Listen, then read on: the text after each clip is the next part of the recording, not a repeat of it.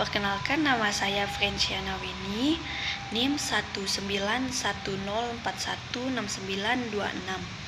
Kelas A3 Pagi Manajemen, Prodi Manajemen, semester 4. Baiklah, dalam video ini saya akan menyampaikan hasil PPT dari kelompok 9 yang berjudul presentasi bisnis.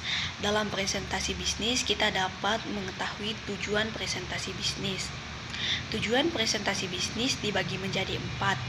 Yang pertama, menginformasikan pesan-pesan bisnis kepada konsumen. Yang kedua, menghibur audiens.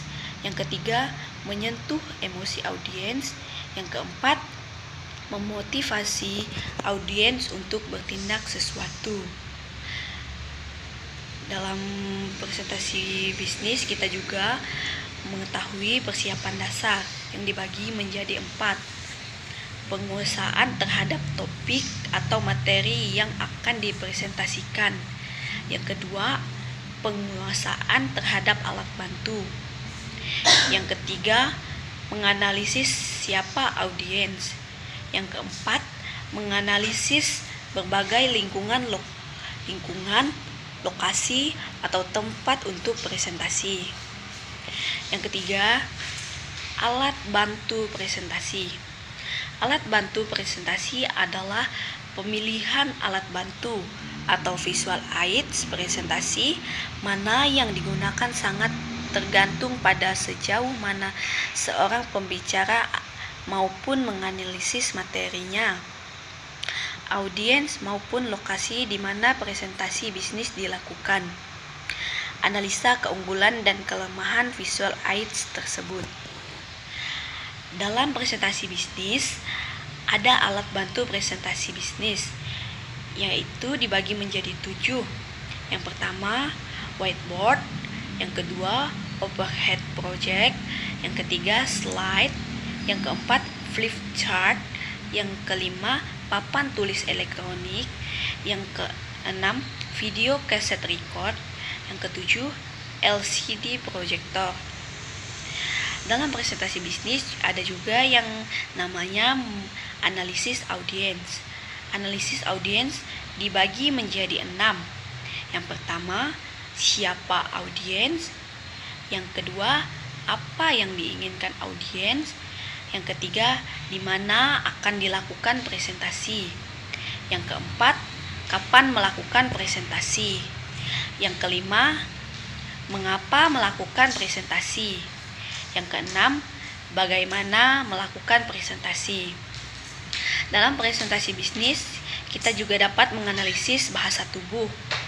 Bahasa tubuh adalah gerakan-gerakan yang sering dilakukan oleh pembicara dalam melakukan presentasi bisnis adalah dibagi menjadi 7. Yang pertama, ekspresi wajah. Yang kedua, senyuman. Yang ketiga, kontak mata. Yang keempat, gerakan tangan. Yang kelima, gerakan bahu. Yang keenam, gerakan kepala. Dan yang ketujuh, cara berdiri. Dalam presentasi bisnis, kita juga dapat meninjau lokasi. Peninjauan lokasi bagi pembicara merupakan salah satu faktor yang perlu dipertimbangkan sebelum melakukan presentasi bisnis. Seringkali pembicara memasuki ruang presentasi bisnis tanpa peninjauan sebelumnya. Hal ini akan mengganggu kelancaran presentasi bisnis tersebut. Dalam presentasi bisnis juga diperlukan yaitu kepercayaan diri. Percaya diri adalah pembicara dapat mencapai sasarannya dan perlu diperhatikan beberapa hal tersebut. Yang pertama, gemetar.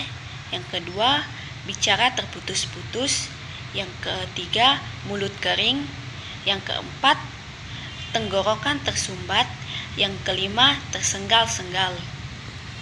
Dalam presentasi bisnis, kita juga dapat berlatih bagaimana cara presentasi bisnis.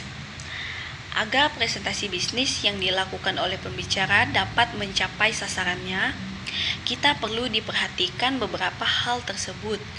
Ada 5. Yang pertama, identifikasi audiens. Yang kedua, buatlah pokok-pokok presentasi bisnis. Yang ketiga, tulislah teks presentasi bisnis dengan lengkap. Yang keempat, buatlah rangkuman teks presentasi bisnis dan sub-sub judul.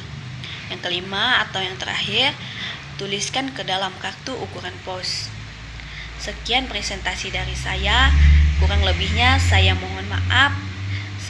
Atas perhatiannya saya ucapkan terima kasih. Selamat pagi.